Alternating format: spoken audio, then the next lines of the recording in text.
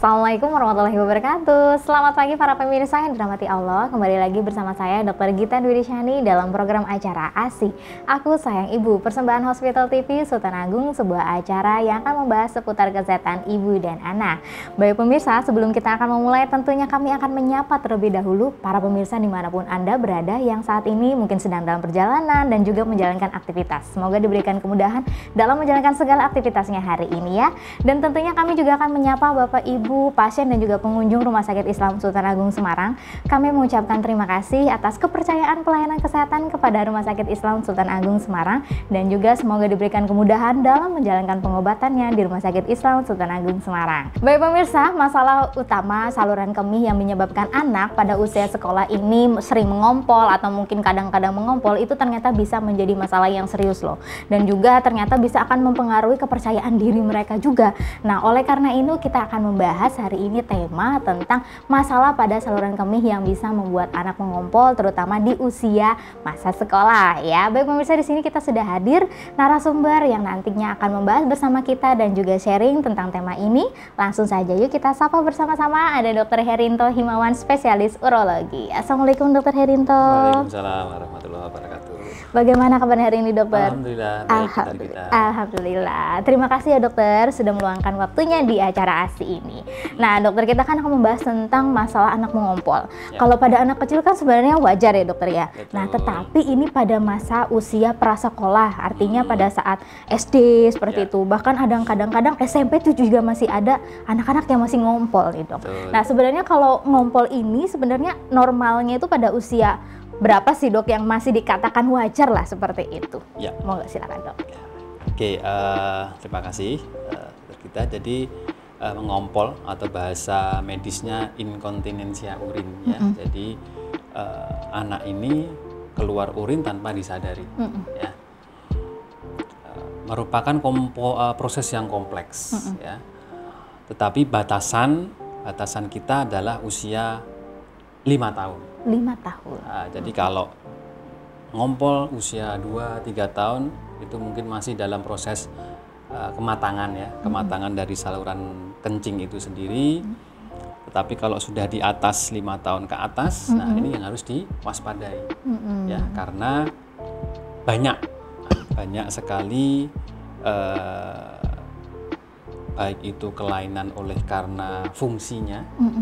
Bisa juga kelainan strukturnya, struktur maksud saya struktur saluran kencing ya, atau ada permasalahan saraf ya, dimana tadi sudah disinggung bahwa permasalahan mengompol ini bisa sangat berakibat bermacam-macam ya, tidak percaya diri, kemudian ada ya gangguan sosial ya, kemudian bahkan juga kalau tidak ditreatment dengan baik atau tidak diobati bisa sampai gangguan fungsi ginjal, kan sampai seperti itu. Ya. Baik dokter. Selain dari faktor fungsi dan kelainan struktur dan yang lain tadi sudah disebutkan oleh dokter, sebenarnya kalau ada faktor genetik juga nggak sih dok? Sebenarnya ada ya, sebenarnya ada. Jadi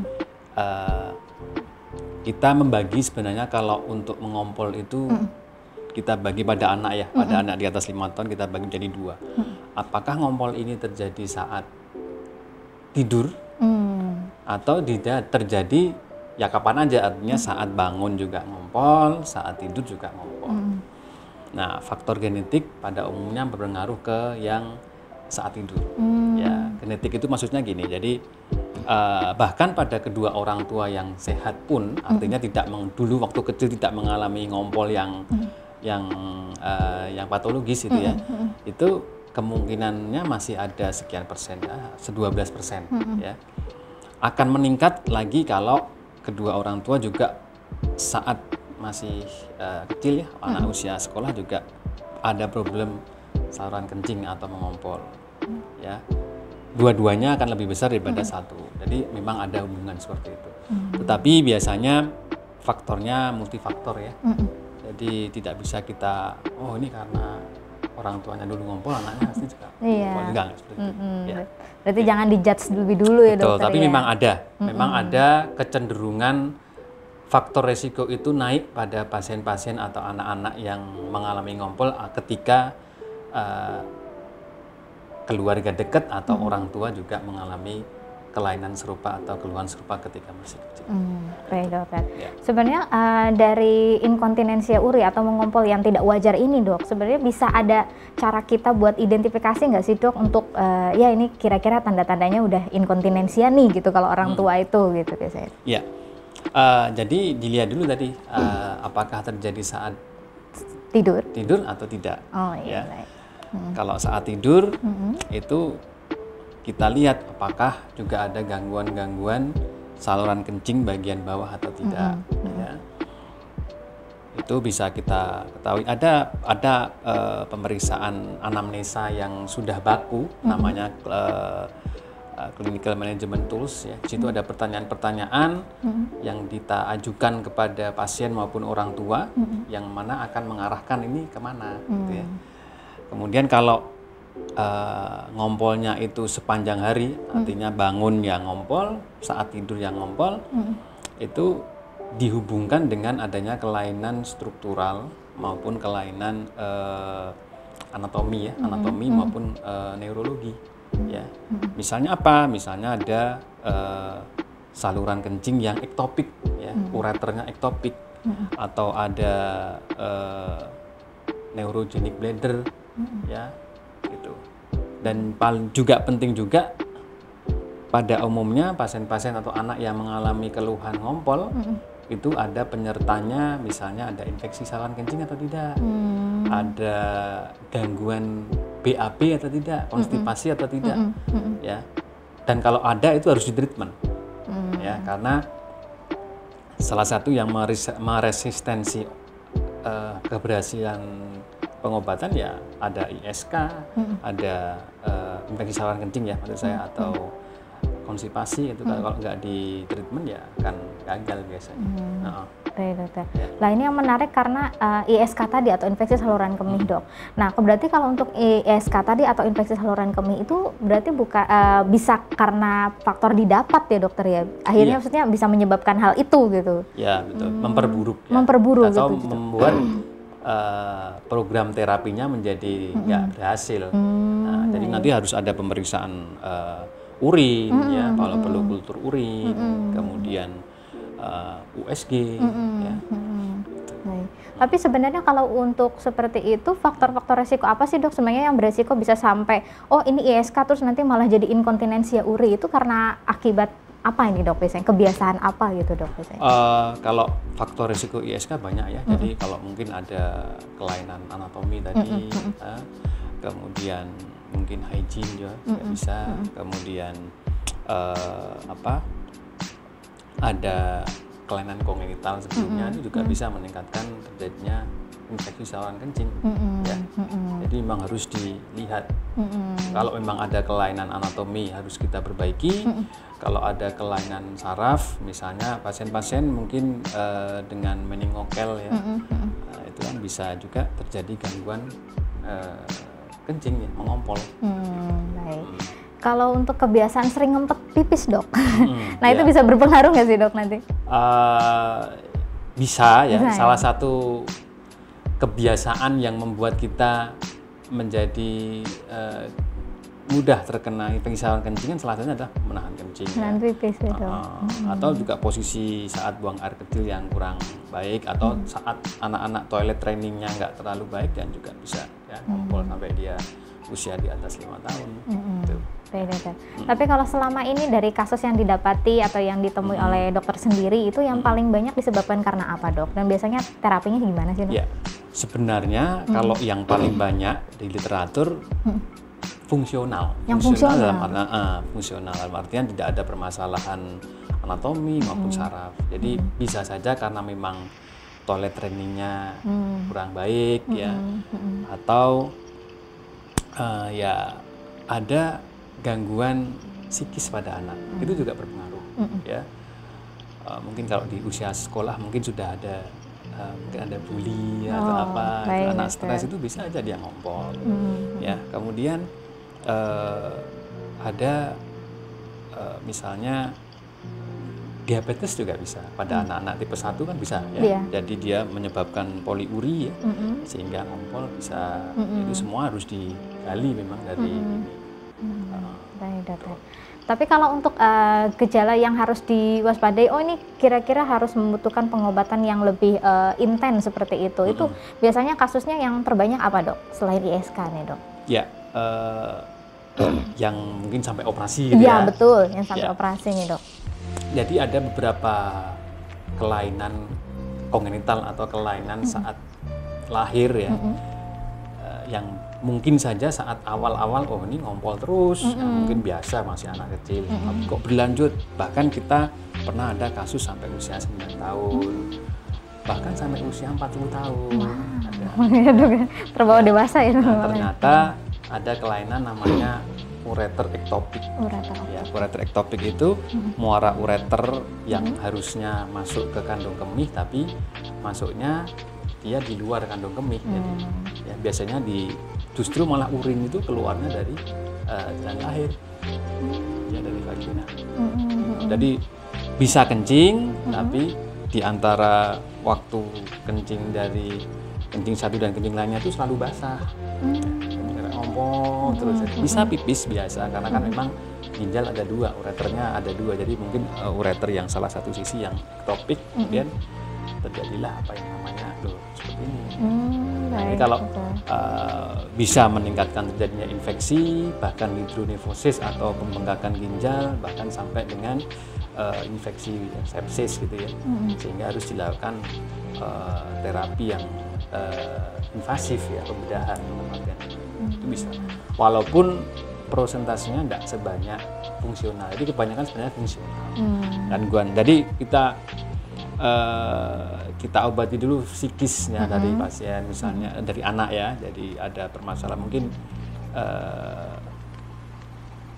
ranking ditingkatkan ya, atau dapat bully atau itu juga bisa, stres anaknya itu bisa juga. Kemudian kalau memang ada faktor resiko diabetes harus ditangani. Kemudian kalau ada gangguan BAB ya, konstipasi, mungkin 1 minggu sekali BAB-nya ada masalah pasti. Kemudian tadi ISK-nya ada nggak faktor-faktor bagi saluran kencing. Jadi memang awal itu kita anamnesa secara menyeluruh, kemudian pemeriksaan fisik awal, kemudian apakah ada kelainan-kelainan yang saraf ya, ada meningokel, ada spina bifida, seperti itu ada atau tidak. Kemudian lanjut ke pemeriksaan penunjang seperti USG, urin rutin, ya untuk melengkapi, ya, untuk memilah jadi kira-kira arahnya ke gangguan yang seperti apa. Walaupun kalau lebih banyak adalah fungsional, anatomi sama neurologik tidak terlalu banyak tapi ada. Berarti karena ada gangguan fungsinya tadi ya dokter ya. Nah kalau yang fungsional ini tersering sebenarnya tuh ada gejala kayak khas juga nggak sih dok, dari mungkin ada perubahan urinnya selain dia ada gejala yang mengompol seperti itu, ada gejala-gejala khas lainnya nggak sih dok yang bisa diidentifikasi? Kalau gejala lain ya paling dominan adalah ngompolnya itu ya dok. Dan yang fungsional kan biasanya terjadinya saat dia tertidur ya, Nah, jadi biasanya salah satu terapinya nanti ya di ini, jadi tiap jam berapa jam waktunya dia dibangunkan. Itu salah satu terapi. Iya. Baik dokter. Jadi dibiasakan. Bahkan ada namanya terapi alarm. Wah, menarik bikin alarm. Jadi bikin alarm, mungkin juga asupan air minum juga bukan dikurangin, diatur supaya, karena memang otomatis ketika kita malam produksi urin kan tetap gitu, ya tetap banyak ya. Supaya tidak terlalu banyak ya sebaiknya asupan cairannya juga dikurangin ketika memasuki malam.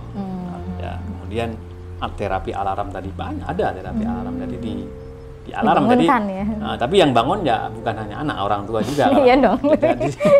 Untuk bangunin si anak, untuk buang air kecil seperti itu. Jadi untuk membiasakan, karena kemungkinan dari toilet trainingnya saat dia masih balita ya, di bawah 5 tahun kurang baik, diperbaiki ketika dia sudah yang harusnya sudah tidak ngompol tapi kok masih ngompol seperti itu.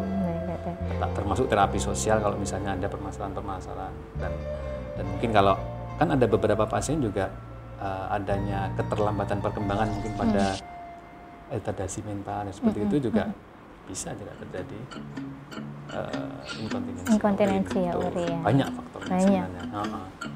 Tapi menarik yang mengompol tadi sih dok ya. Berarti nanti akan menjadikan habit buat anaknya ya dokter ya. Tujuannya seperti itu. Dan juga kita ada obat untuk mengurangi volume urin ketika malam hari. Itu biasanya kalau ya kita berikan kalau memang lini-lini tadi sudah tidak berefek ya. Kita tambahkan obat-obat tertentu bisa. Tapi nggak perlu sampai menampung urinnya ya dokter ya? Ya tapi tetap ada namanya, dulu mungkin dokter kita nulis diary ya. Iya. Nah ini ada bladder diary. Bladder catatan harian berkemu itu ada. Gitu. Ya, ada di situ. Luar biasa. Catatan harian berkemu itu terdiri dari cairan yang kita minum apa, berapa banyak, kita kencing jam berapa banyak, di situ ditulis. Ya minimal 1 minggu itu ada. Jadi nanti kita lihat apakah nanti kelainan ini apakah fungsional ataukah ke arah poliuria atau ke arah anaknya ngompol karena memang sebelum dia tidur itu minumnya apa banyak, gitu, minum banyak gitu juga kan. Jadi akan memperbanyak urin sehingga mungkin ada gangguan tidur dan sebagainya, sehingga dia ketika sensasi kandung kemih yang sudah penuh tetap tidur, jadi basah ya, seperti benar. itu. Iya, betul. Berarti cukup ini juga ya dokter ya, cukup detail juga untuk pemeriksaannya dokter ya, sampai ada rapotnya tadi ya dokter ya, luar biasa. Baik, berarti rapot tadi juga fungsinya untuk melihat dulu ini jenis yang mana sampai pengobatannya apa gitu ya dokter jadi ya. untuk mendiagnosa, untuk menilai hasil mengevaluasi setelah kita berikan treatment seperti itu. Baik, berarti tidak melulu harus obat dulu nih dok ya, harus dilihat dulu berarti ya. Baik dokter. Tadi kan sudah dijelaskan pencegahannya, kemudian ternyata masalah mengompol ini memang harus diidentifikasi dulu dari jenisnya dulu ya dokter ya. Dan ternyata hasil diskusi ini kita kan ada membahas tentang ini paling banyak ternyata fungsional menurut teori seperti itu. Nah sebenarnya itu selain toilet training tadi atau adaptasi tadi, berarti benar ya dok ya, kebiasaan ibu-ibu zaman dulu itu pokoknya sebelum tidur jangan minum. Nah itu sebenarnya baik nggak sih dok? Ya. Nggak boleh minum takut ngompol gitu besok paginya. Saya digituin dok untuk kecil itu pengalaman gitu dok. Jadi prinsipnya adalah asupan cairan itu cukup. Cukup, ya, baik. Cukup. Tapi memang tidak hanya pada anak yang ngompol, pada yang dewasa pun kadang-kadang kan ada namanya nokturia ya, atau kencing malam hari yang terlalu sering. Nah itu kadang-kadang terjadi ketika asupannya itu tidak pas, artinya saat makan malam atau mungkin minum kopi di malam hari atau teh atau minuman-minuman yang memperbanyak produksi urin atau makanan-makanan yang memperbanyak sebagai diuretik gitu, ya otomatis seperti itu. Jadi tidak bisa benar bisa enggak juga. Intinya adalah asupan cairan harus cukup. Dan memang kalau ada gangguan permasalahan ngompol atau permasalahan bangun tidur untuk kencing yang terlalu banyak, itu kita atur supaya asupan cairan tetap cukup, tetapi diatur supaya tidak mengganggu ketika tidur ya, tidak sampai mengompol atau bahkan sering kencing dan sebagainya. Itu. Baik dokter. Tapi kalau misalkan sampai untuk terapinya nih dok, ini kan karena masalah usia sekolah, apalagi misalkan cowok nih dok, anak-anak laki-laki, gimana caranya dia untuk tahu nih aku udah mau pipis atau apa, atau jangan sampai ngempet atau jangan sampai ke ngompolan nanti pas di sekolah itu gimana dok? Ya jadi apa perlu mungkin pakai pampers gitu dok? Nggak harus ya dok ya? Enggak ya. Memang lebih banyak pada laki-laki sih dibandingkan pada wanita. Lebih banyak permasalahan inkontinensi lebih banyak pada laki-laki. Ya terapi itu dikerjakan saat di rumah. Saat di rumah ya dokter. Karena kan memang yang paling banyak kan adalah saat tertidur ya. Iya, paling banyak tertidur itu yang terjadi, ngompol itu saat tertidur yang paling banyak. Jadi kalau pas saat dia di sekolah kan enggak dia. Mungkin kalau sekolahnya yang harus nginep ya, gitu yang harus mungkin agak yang panjang ya dok ya. Nah itu beresiko ya dokter ya. Baik dokter, ini pertanyaan terakhir dok, apa saja pesan-pesan yang ingin disampaikan kepada pemirsa terkait tema kita hari ini? Ya terima kasih dokter Kika. Jadi inkontinensia itu atau mengompol itu harus menjadi perhatian untuk kita ya, atau orang tua semua apabila dialami oleh anak-anak yang di atas 5 tahun. Ya, karena itu merupakan suatu patologis di mana penyebabnya harus dicari dan insya Allah bisa di treatment dengan baik. Ya. Ya, baik pemirsa, seperti yang sudah disampaikan oleh Dr. Herinto ya, macam-macam ya sebenarnya penyebab pengompol ini, dan paling banyak tadi karena fungsional. Nah, adapun sering kejadiannya itu pada saat tidur ya dokter ya, pada saat tidur. Dan ternyata pemeriksaan ini juga cukup detail ya, jadi tidak melulu harus dilakukan langsung minum obat, tetapi dokter spesialis juga akan mengidentifikasi dulu, oh ini jenisnya yang mana, kemudian bahkan sampai ada metode alarm yang harus dilakukan ya. Mungkin pesannya di sini harus ditekankan adalah untuk bisa melakukan pencegahan dengan melakukan latihan toilet training ya sejak dini itu yang baik bagi para orang tua kepada anak-anaknya, biar nanti tidak bisa juga mencegah dan bisa tidak terjadi masalah ini tentunya ya. Baik pemirsa, kita ucapkan terima kasih kepada Dr. Herinto. Terima kasih dokter, semoga ilmunya bermanfaat dan juga tidak bosan-bosan ke ASI ya dok. Oke, baik pemirsa, sampai di sini perjumpaan kita. Jangan lupa saksikan ASI Aku Sayang Ibu di channel YouTube RSI Sultan Agung Semarang. Jangan lupa di like, subscribe, dan juga nyalakan tombol notifikasinya ya, agar tidak ketinggalan judul-judul baru setiap minggunya. Nah, saya Dr. Gita bersama kru yang bertugas hari ini mohon undur diri. Sampai jumpa minggu depan. Assalamualaikum warahmatullahi wabarakatuh.